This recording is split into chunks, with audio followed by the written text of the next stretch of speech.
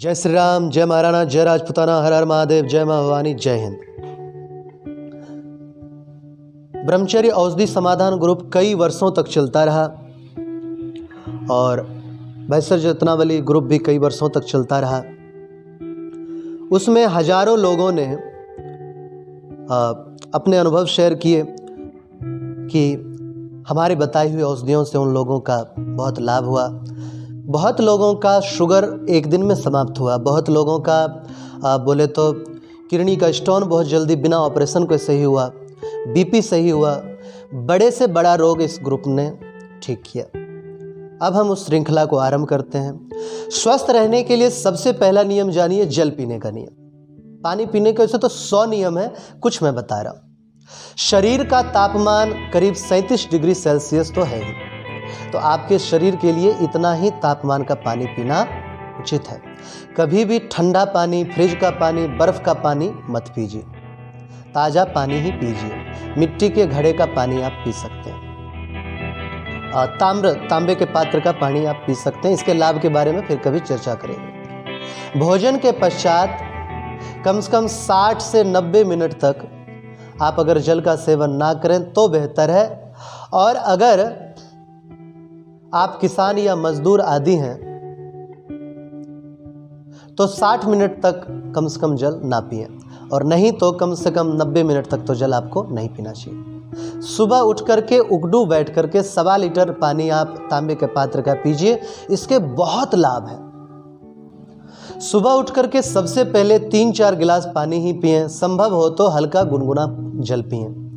रात को सोने से पहले 1 गिलास जल अवश्य पिएं। इससे आप हार्ट अटैक रोग से बच सकते हैं। और हाँ, प्लास्टिक की बोतल या लकड़ी की बोतल आदि में कभी भी जल सेवन ना करें। जब भी जल पिएं उसे घूंट घूंट करके पीजिए। 1 गिलास जल को कम से कम 8-10 बार में पीने का प्रयास कीजिए। 1 घूंट जल मुख में भरिए, थोड़ी देर तक उसे चलाइए, फिर पीजिए। दिन भर में अगर आप 10 गिलास भी पानी पिएंगे तो 100 बार ये मुख की लार अंदर जाएगी, जो अमृत के समान है। इस तरह ही आपको जल पीना है। प्यास लगने पर जल ना पिए तो 13 रोग आते हैं, और अगर बिना प्यास के जल पिएंगे तो 27 रोग आते हैं। ध्यान रखिएगा। और जल उबलने के बाद तीसरा या चौथा भाग शेष रहे तो यह वातनाशक, मतलब जल लीजिए, जलाते जाइए। अगर चौथा भाग बचा, 1 किलो में से 250 ग्राम बचा, तो ये वातनाशक है। यदि दूसरा भाग है, मतलब यह है 1 किलो का जल आधा किलो रह जाए जलाते जलाते, तो यह पित्तनाशक है। और अगर आप तीसरा या चौथा भाग बचाएंगे तो फिर यह कफनाशक होता है। सबसे शुद्ध जल तो पानी जल जो है बारिश का होता है। आप उसको अगर सुरक्षित रखें तो उससे श्रेष्ठ कोई जल है ही नहीं। तालाब, कुएं, पोखर, नदी आदि का पानी सबसे अधिक उत्तम है। और हमेशा जल पिएं तो कभी भी खड़े होकर के ना पिएं, उससे घुटने की तकलीफ आएगी आपको। जल हमेशा सुखासन में ही बैठ करके पीजिए। और जल पीने का बहुत लोगों का प्रश्न होता है, कितना जल पिए? उसके लिए एक साधारण सा नियम बताता हूं जो राजीव दीक्षित जी ने बताई थी, कि आपका जितना वजन है उसमें 10 का भाग करके 2 घटा दीजिए। जितना बचा उतना जल आपको पीना है। जैसे मान लो मेरा वजन है 80 किलो, तो उसमें 10 का भाग दिया, कितना बचा? हुआ 8। उसमें 2 घटा दो, बचा 6, तो मुझे 6 लीटर पानी पीना चाहिए। गर्मियों में आप मिट्टी के बर्तन में पानी पियो।